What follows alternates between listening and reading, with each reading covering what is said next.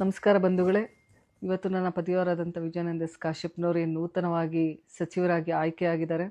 ಬೆಳಗ್ಗೆಯಿಂದನೂ ಕೂಡ ಸಾಕಷ್ಟು ದೂರವಾಣಿ ಕರೆಗಳನ್ನು ಮಾಡಿದ್ದೀರಾ, ಮೆಸೇಜ್ಗಳನ್ನು ಹಾಕಿದ್ದೀರಾ, ಸಾಕಷ್ಟು ಸಂಪರ್ಕ ಮಾಡೋದಕ್ಕೆ ಪ್ರಯತ್ನ ಮಾಡಿದ್ದೀರಾ. ಆದರೆ ಕಾರಣಾಂತರಗಳಿಂದ ಬೆಳಗ್ಗೆಯಿಂದನೂ ಕೂಡ ನಾನು ವ್ಯಸ್ತವಾಗಿದ್ದರಿಂದ ಪೂಜೆಗಳಲ್ಲಾಗಿರ್ಬೋದು, ಅದ್ರ ಜೊತೆಗಿನ ಪ್ರಮಾಣ ವಚನದ ಒಂದು ಕಾರ್ಯಕ್ರಮದಲ್ಲಾಗಿರ್ಬೋದು, ಸಾಕಷ್ಟು ಬಂದಂಥ ಕಾನ್ಸ್ಟಿಟ್ಯೂನ್ಸಿಯಿಂದ ಬಂದಂಥ ಎಲ್ಲ ಜನರನ್ನ ಭೇಟಿಯಾಗೋದಾಗಿರ್ಬೋದು, ರಾಜ್ಯದಿಂದ ಮೂಲೆ ಮೂಲೆಯಿಂದನೂ ಸಾಕಷ್ಟು ಜನ ಬಂದಿದ್ರಿ.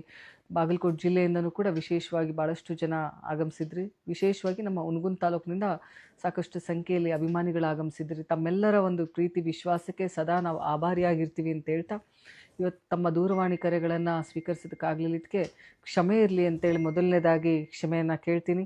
ತಮ್ಮೆಲ್ಲರ ಆರೈಕೆಗಳು, ಶುಭ ಹಾರೈಕೆಗಳು ಹಾಗೂ ಆಶೀರ್ವಾದ ಸದಾ ಏನು ನನಗೆ ದೂರವಾಣಿ ಕರೆಯ ಮೂಲಕ ತಿಳಿಸ್ಬೇಕು ಅಂತಂದರೆ ಅದನ್ನೆಲ್ಲವನ್ನು ನನ್ನ ಪತಿಯವರಿಗೆ ಮುಟ್ಟಿಸ್ತೀನಿ.